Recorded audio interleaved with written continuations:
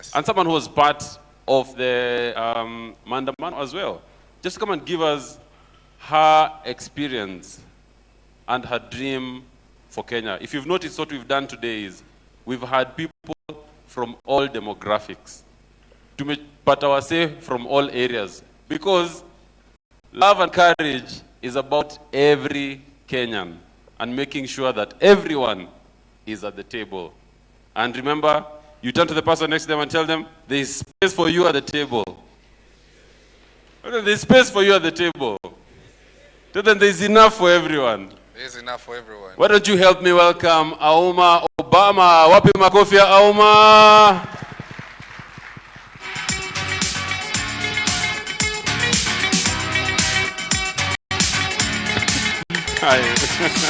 Wapi makofi ya Auma Obama tafadhali. You know, I remember you were tear gassed on Kenyatta Avenue. Oi, talk to us. Okay. Is this working? Yeah. So I don't need this, right?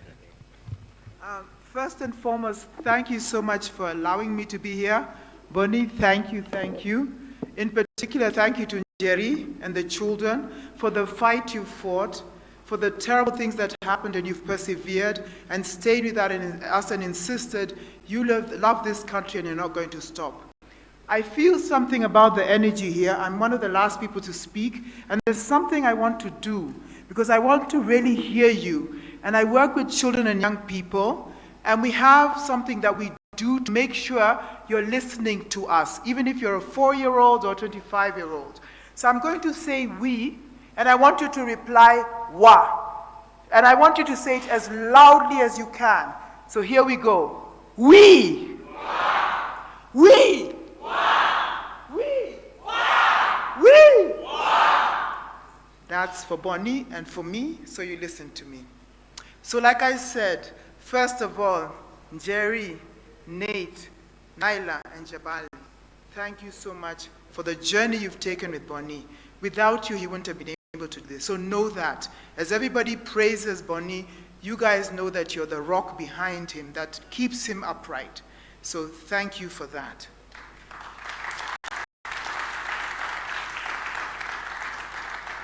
Why I am here?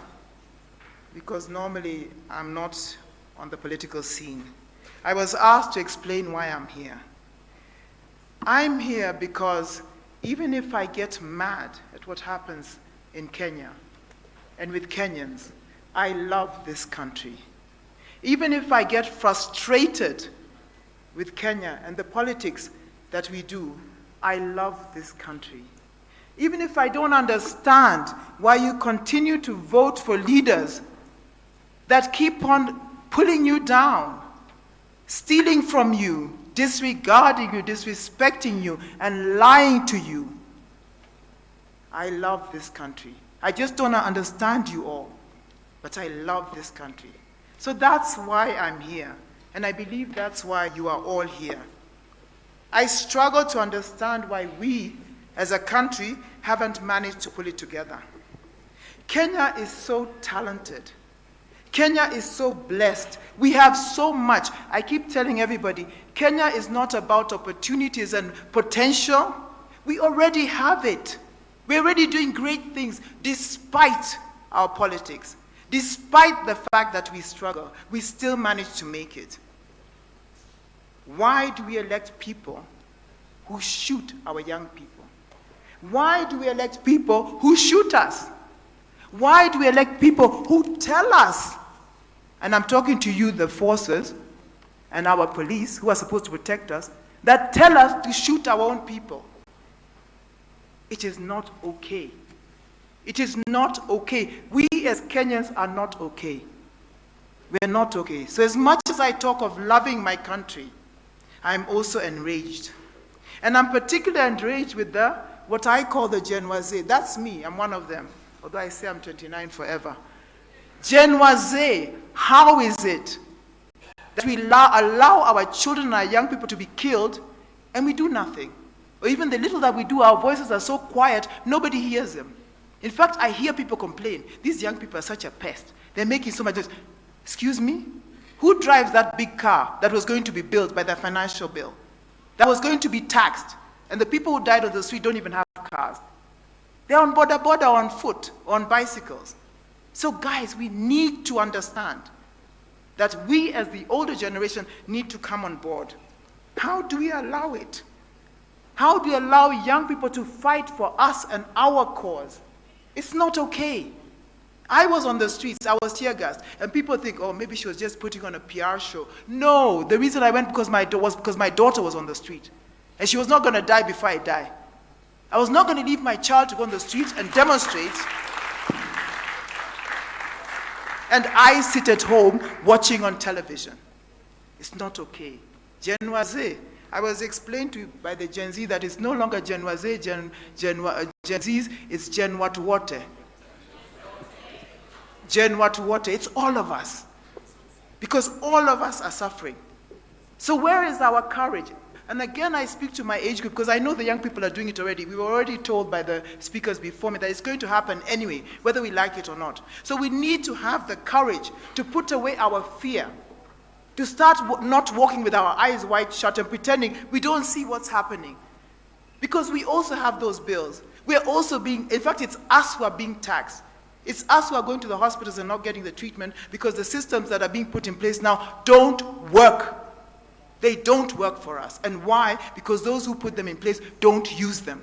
So we need somebody who says, if you are in government, if you're in politics, use our education system. Go to public schools. Send your kids to public schools. Go to the public hospitals. Get your people treated in the public hospitals and don't fly away. That's when we're going to have change, because they're going to realize we need to fix this country so that we can live in this country. Don't send our children abroad to go and, excuse my language, I'm very direct, to wipe old people's butts because they don't want to do their own work and make them become bus drivers. I disagree. We are too talented for that. It should not happen. The killings that are going on, I looked at that exhibition board outside. Constantly, anybody who says something and opposes is getting killed. Why? We're trying to fix our country. We need to fix our country. And we need to do it. We, every individual. It is not okay to wait for government, to wait for leadership. Each of us is a leader because each of us needs to function in this country. So Bonnie is just showing us the way. I've followed Bonnie's journey for a long time. I'm always in the background because I'm not always available. But I know his struggle. And one thing I know about this man is that he loves his country. He loves his country. And he has the courage to show it, despite the fact that he started when he had a very young family.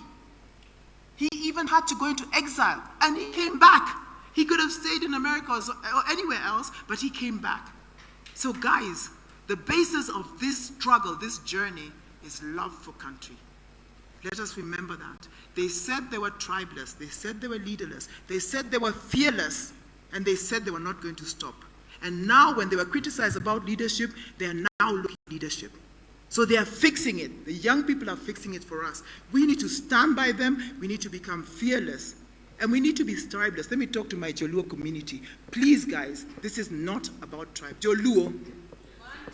Turwa se ketenda lo mangeng. Jomo se bedo niri towa. Eregi. Wa all. Eregi magitimo. Huh? Jolongo mangengo. Eregi magitimo. Pile pile iwondowa. And actually, guys, if I disappear, please come and disappear me. Because they are deceiving us. It is not okay. Joluo, we are the brightest. I've been told in Luoland, and I'm exceeding my time probably, you're told if you don't throw stones in Luoland because you might hit a professor or a doctor or PhD or professor. How can we be so bright and still be so behind the times? I'm being polite here. Okay? So Bonnie is going to be the example for all of us because not only the love is there, but also the courage. He has the courage to say, either way, I'm going to fight. With or without you, I'm going to fight. And this is what each of us has to do. So I am behind you, Boniface, Mwangi.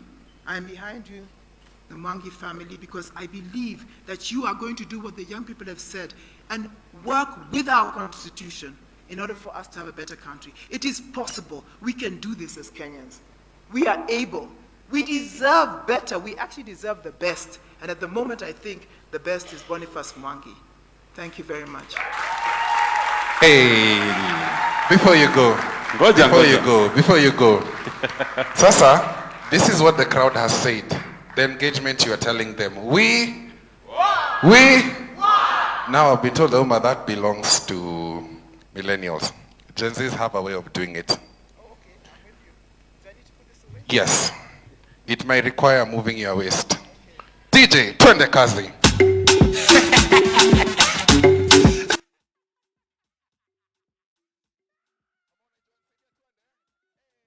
Wow.